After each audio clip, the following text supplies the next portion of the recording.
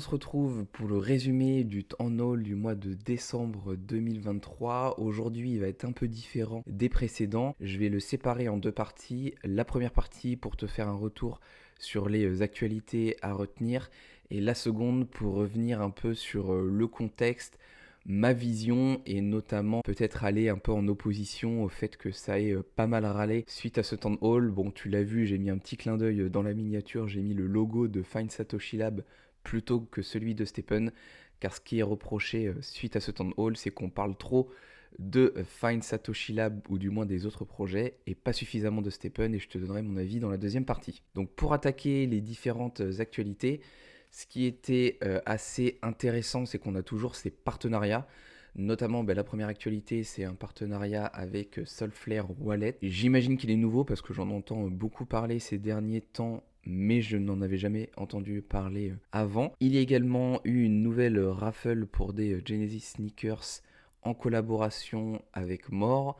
On a eu le premier drop de merchandising avec les 3 t-shirts à l'effigie des 3 sociétés ou des 3 projets de FSL. On est actuellement dans un événement où nous pouvons récupérer des tickets dans les FSL Merry Boxes. Donc encore une fois, c'est pas pour brosser Stephen dans le sens du poil, mais on a quand même toujours des events. En septembre, il y avait l'anniversaire, ensuite il y a eu Halloween, maintenant il y a Noël. J'en ai vu certains râler comme quoi ça pourrait potentiellement être moins intéressant que l'année dernière. Bon les gars, c'est gratuit.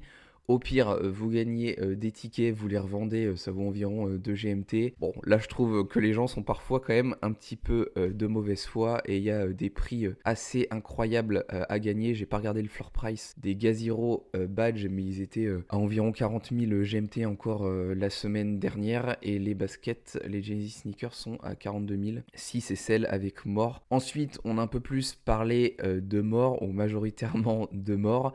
Donc avec un système premium qui nous permet de gagner davantage de points bonus. Et est-ce qu'il y aura un airdrop pour ceux qui auront tradé sur la plateforme? Les paris sont lancés. Au niveau des more boxes qu'on peut acquérir notamment en augmentant des niveaux, ce qui est assez alléchant, c'est le fait qu'on peut gagner jusqu'à 6 Bored Ape NFT. Un second partenariat ce mois-ci avec Coucou Partnership après celui avec Solflare. Et un troisième avec Overhere. Je t'avoue que je ne connais pas, je t'inviterai à aller l'écouter le Town Hall si tu veux en savoir plus.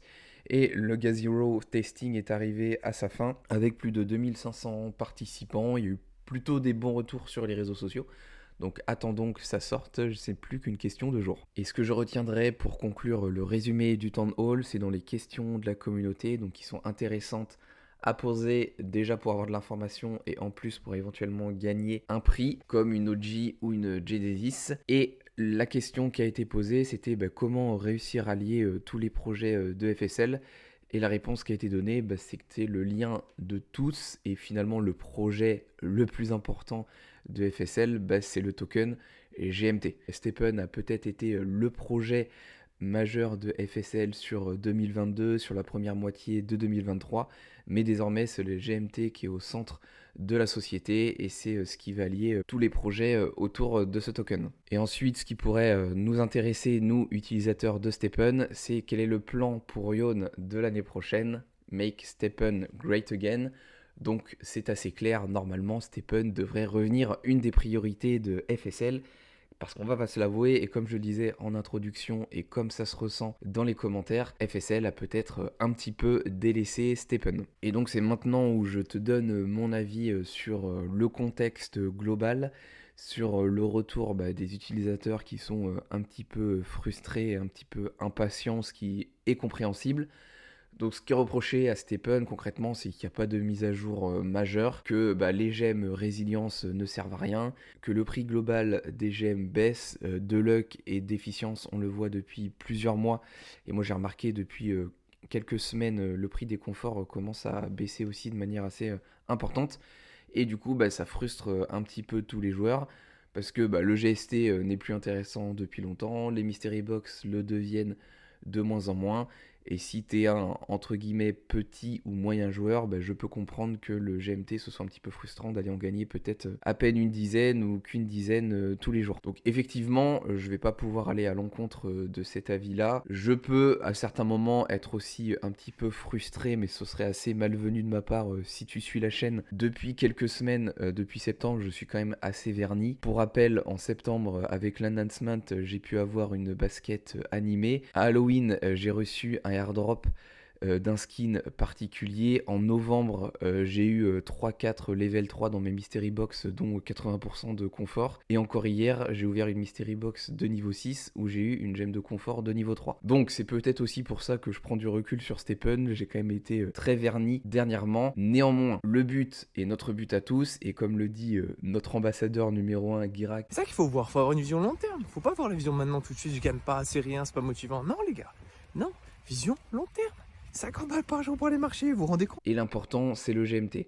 Donc est-ce que tu préfères gagner 150 GMT par jour à 5 centimes ou est-ce que tu préfères en gagner un peu moins et que demain il monte à 1 dollar ou plus, que sais-je. Donc effectivement c'est frustrant parce qu'il ne se passe rien dans Stephen à proprement parler, mais la société construit quand même autour du GMT. Donc si le GMT prend de la valeur, ben, ce sera positif pour Stephen. Monsieur Rabbit a parlé de Gaziro dans sa vidéo d'hier, en plus au bout de 2 minutes sur une vidéo de 16. Donc Gaziro a fait du bruit, Mort fait du bruit parce qu'avec le trading et la mise en avant de la plateforme, ben, ça génère du volume, donc ça peut potentiellement intéresser des nouveaux joueurs.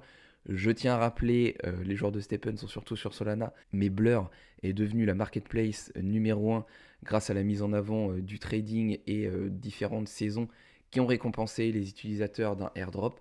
Alors certains diront que ça a peut-être miné le marché, d'autres diront que non, de toute façon ce sont les règles du jeu, donc soit on abandonne, soit on s'adapte. Et je pense que le petit FUD qu'il y a autour des mises à jour de Stephen, c'est dû notamment à l'impatience qui commence à arriver. On est en fin de bear market. Certains ou beaucoup n'ont toujours pas fait leur ROI et du coup, ils s'impatientent un petit peu. Alors je dis certains et je m'inclus pas dedans parce qu'avec le pump du sol, et je te le dis depuis plusieurs mois, moi je convertissais tout en Solana. Je considère avoir fait mon ROI. Alors je mets des guillemets parce que j'ai toujours tout gardé en sol. Je n'ai pas fait le swap en USDC ou même en fiat, donc si le sol fait le chemin inverse, mon ROI sera considéré comme non atteint, mais je te prépare une vidéo, même une petite série là-dessus. Donc effectivement, par rapport à la majorité des joueurs, j'ai peut-être fait mon ROI ces dernières semaines, j'ai peut-être aussi eu plus de chance, donc je prends plus de recul, mais intéressez-vous aux autres projets, et peu importe les autres projets, et peu importe le montant de la collection, c'est le sentiment de tout le monde. Le Clonix qui me sert d'avatar pour cette chaîne YouTube, il y a du FUD depuis que je suis rentré depuis 1 an dans la collection. Ça chouine toutes les semaines à juste titre ou à tort. Je suis récemment rentré, et ça fera l'objet d'une vidéo, dans la deuxième collection de Yuga Labs, les Mutants Ape Yacht Club. Donc je mets un peu plus le nez dans Yuga Labs et ça FUD aussi un petit peu. Les gens s'impatientent qu'il ne s'est rien passé ces derniers mois. Je prends mon mal en patience. De toute manière, tant que le marché ne sera pas dans le vert, je pense que les gros projets ne lanceront pas de grosses mises à jour et d'un point de vue stratégique, c'est quand même assez logique. Si on est une marque de sport et qu'on a quelque chose à lancer, il est plus judicieux de le lancer lorsqu'il y a un grand événement sportif. Si un chanteur a une grosse annonce à faire ou a de la promo à faire, il va le faire au moment où il sort un album. C'est pas forcément évident, je peux le comprendre, je suis pas là pour faire l'avocat de Stephen, mais si on prend du recul par rapport à tous les autres projets et si on estime et on regarde d'un œil plus large ce que développe FSL, on peut quand même pas leur reprocher grand chose. Alors est-ce que demain l'organisation doit être différente et faire peut-être un gros town hall récapitulatif et ensuite un thread sur Stephen, sur le compte Stephen plus spécifique au projet?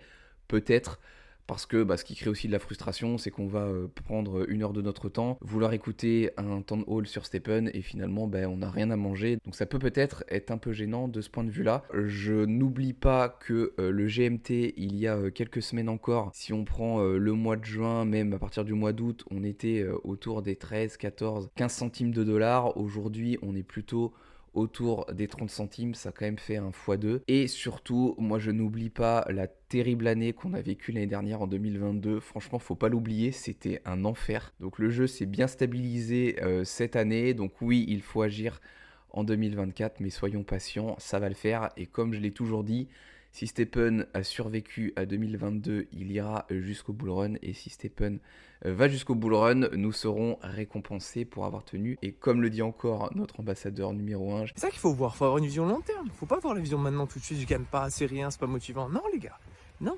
vision long terme. 50 balles par jour pour aller marcher, vous vous rendez compte? allez, fais bien tes sorties Stephen, et je te dis à la prochaine.